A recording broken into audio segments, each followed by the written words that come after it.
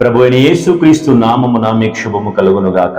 యేసుక్రీస్తు ప్రభు తాను పరిశుద్ధాత్మతో నింపబడి అపవాది చేత శోధింపబడిన పిమ్మట ఆయన చేసిన మొట్టమొదటి ఒక అద్భుతం, ఒక స్వస్థత క్రియ. ఈ కుష్ఠరోగి యేసుక్రీస్తు ప్రభు దగ్గర నుండి ఒక స్వస్థతను పొందుకోవడానికి, లేకపోతే తనకు అవసరం ఉన్న దాన్ని ఆ యేసుక్రీస్తు ప్రభు దగ్గర నుండి పొందుకోగలగడానికి గల కారణం ఇక్కడ 1-2 మాటలు మనం మాట్లాడుకోవచ్చు. ఏంది అంటే, ఆ కుష్ఠరోగి యేసుక్రీస్తు ప్రభువుని ప్రభువా అని ఆయన సంబోధిస్తున్నాడు.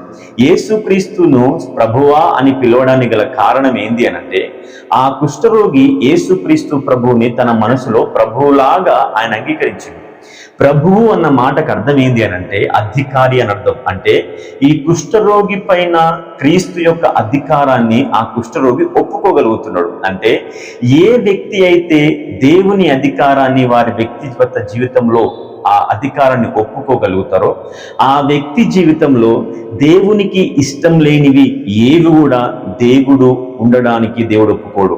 రెండో విషయంలోకి వస్తే ఆయనకు మ్రొక్కెను. అంటే ఈ కుష్ఠరోగి యేసుక్రీస్తు ప్రభుని మొక్కడం అంటే ఆరాధన చేయడం, ఆయనకి నమస్కరించడం. వాక్యం చెప్తుంది నమస్కరించడం అని అంటే ఆరాధన చేయడం అని. ఏ వ్యక్తి అయినా సరే ఆరాధనకు లేక నమస్కరింపబడడానికి యోగ్యుడు కాదు అని వాక్యం చెప్తుంది. అయితే నమస్కరింపబడడానికి లేదా ఆరాధింపబడడానికి యోగ్యుడైన వాడు దేవుడు ఒక్కడే.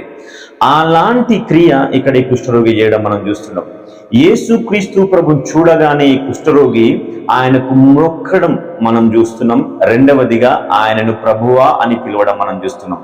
మొక్కడం అనంటే ఆయన దైవికతను, ఆయన దైవత్వాన్ని ఈ కుష్ఠరోగి అంగీకరిస్తున్నాడు.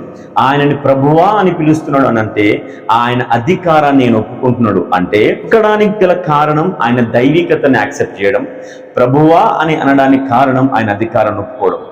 దేవుని అధికారాన్ని ఈ కుష్ఠరోగి తన వ్యక్తిగత జీవితం పైన ఆయన ఒప్పుకోగలిగిండు. కాబట్టే ఆయన స్వస్థపరచబడడం యేసుక్రీస్తు ప్రభుకు ఇష్టమై మారింది. కాబట్టి నాకు ఇష్టమే అని ఆయన చెప్పగలిగాడు. ఏ వ్యక్తి అయితే దేవుణ్ణి దేవునిగా అంగీకరించకుండా, దేవుని అధికారాన్ని ఒప్పుకోకుండా, దేవునికి ఇష్టమైనవి వారి జీవితంలో వారు పొందుకొనలేరు. కాబట్టి నీవు నీ జీవితంలో ఏవైనా స్వస్థతలు, మహత్కార్యాలు, అద్భుతాలు పొందుకోవాలని ఎదురు చూస్తున్నావా? అయినా పొందుకోలేకపోతున్నావా? అయితే నేను నీకు ఇచ్చే సూచన, సలహా ఏంటి అనంటే, ముందు దేవుని దైవికతను నువ్వు అంగీకరించు, ఆ తర్వాత ఆయన అధికారాన్ని ఒప్పుకో. అప్పుడు నీ విషయంలో దేవుని ఇష్టం ఏమైతే ఉన్నదో అది ఖచ్చితంగా నెరవేర్చబడుతుంది. అటువంటి ఆలోచన, అటువంటి అంగీకరించే మనస్సు ప్రతి ఒక్కరు పొందుకొందురుగాక.